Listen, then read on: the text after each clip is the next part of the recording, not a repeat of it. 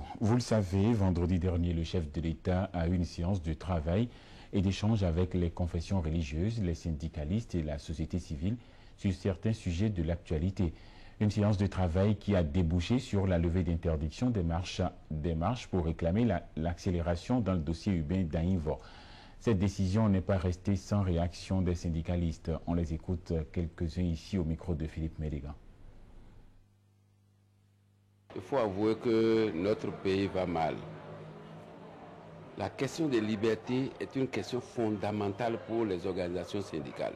C'est-à-dire, c'est une question préjudicielle même pour les organisations syndicales. Le chef de l'État, sa préoccupation majeure, c'est de faire l'ADN.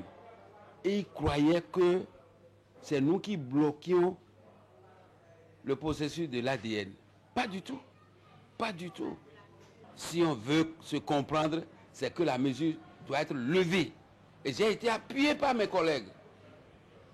J'ai été appuyé et c'est en ce moment-là qu'il dit, bon mais, écoutez, c'est un communiqué simple ou bien si c'est un arrêté.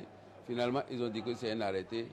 Et il a promis, monsieur le journaliste, il a promis lever, non, abroger cet arrêté-là.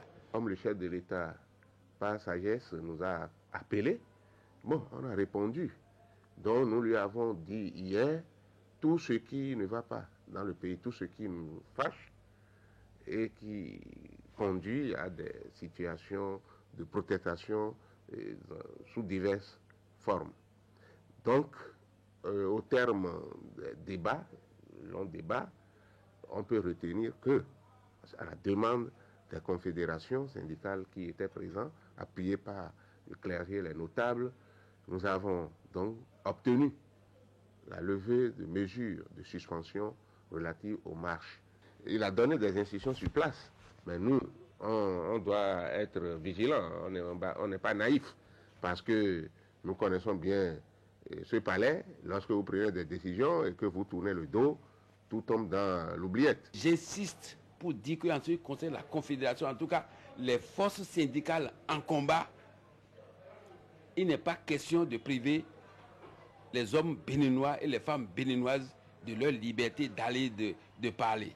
C'est clair et net. Si on ne lève pas ça de façon fantastique et dans les mêmes formes, nous allons continuer avec toute l'opposition, même l'opposition mondiale,